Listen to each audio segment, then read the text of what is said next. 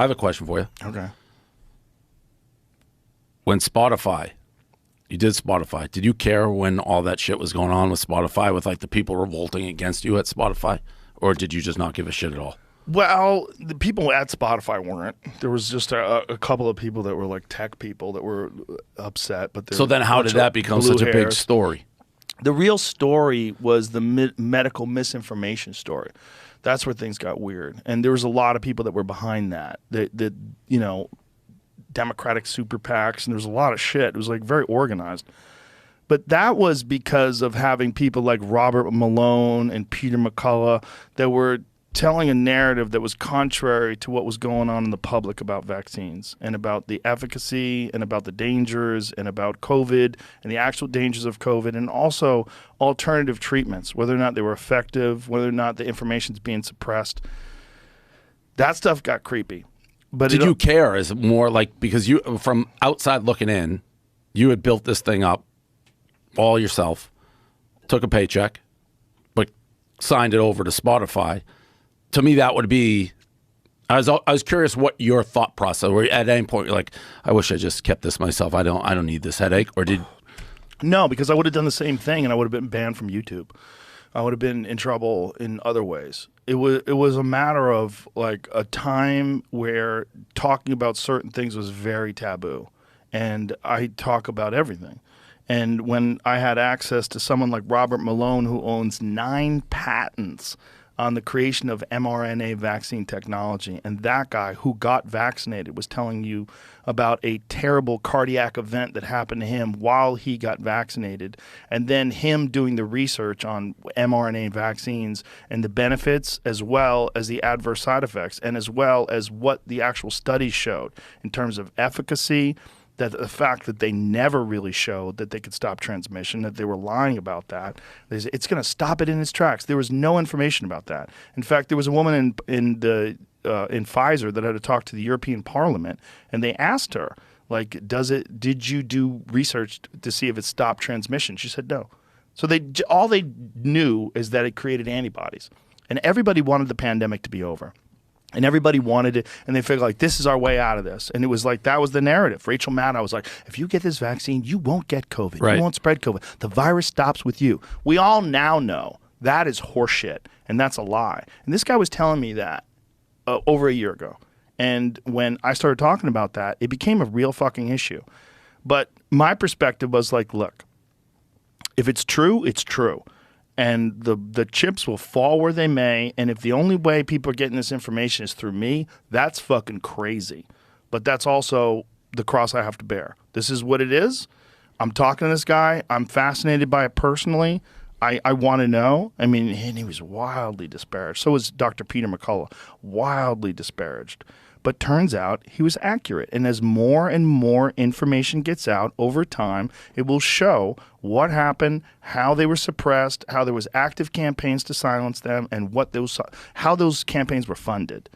And that's what we're finding out right now.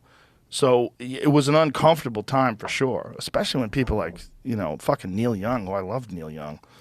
But Neil Young, I don't know if this is true or not, but somebody told me that after I released my video explaining how a lot of the stuff that they called misinformation in the past that would get kicked you off is now mainstream news, like the lab leak hypothesis. If you talked about the lab leak hypothesis on YouTube at the beginning of the pandemic, you would have been fucking canceled. They would have pulled you off of YouTube. They would have suppressed your episodes. They would have canceled. Now that's on the cover of fucking Newsweek. Right? And now most scientists and epidemiologists and virologists are pointing towards that as the likely scenario, that is a lab leak. I had Brett Weinstein, who is a evolutionary biologist, on yesterday, and he explained why that lab leak hypothesis is most likely correct in scientific terms that are like mind-boggling. So was it good? No, but it is what it is, and my perspective is, look, it could be. I'm in a very unusual and fortunate situation, and sometimes you find yourself in a place in life where you have to figure out what you're going to do. Are you going to not talk to these people because of pressure when you think these people are telling the truth, or are you going to let the chips fall where they may? So that was over because from, again, totally outsider, it seemed like a big deal. Like it seemed like a big thing within Spotify. It seemed you're saying it wasn't as big, though. It was just small. Like you weren't getting that. For me, is the almost all the stuff you said, whether it was true or not true. I think you believed it was true. That's all that kind of matters. It turns out a lot of it was, but it's there's similarities. You did it so long yourself, and then Spotify's under a ton of pressure. Like, didn't they delete some of your episodes? Yeah. Well, they did that, and they also were very apprehensive about certain guests that I had on. And there was, a lot of pressure from advertisers. There was a lot of pressure from different people. They were, like different artists like Neil Young and Joni Mitchell pulled their stuff. And it was touch and go. But again, over time, it showed that that was all true. And then all that went away. Yeah.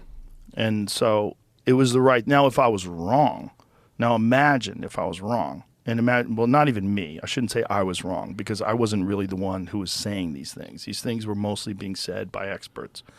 But if those experts turned out to be horseshit, that would be devastating.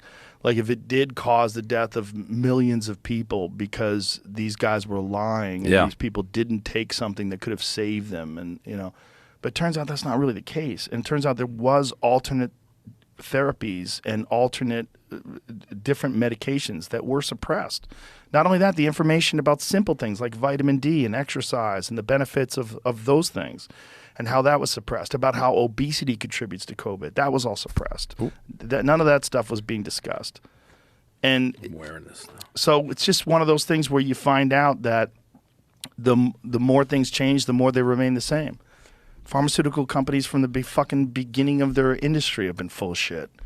They make great stuff. They make Adderall, you love it. They make Viagra. They make cancer medications that work. They make all these different things that are wonderful for people. All these different things that save people. But really what they're in the business of is making money. That's what they're in the business of. 100%. And when something comes along that fucking steps on their money, they don't like it. Yeah.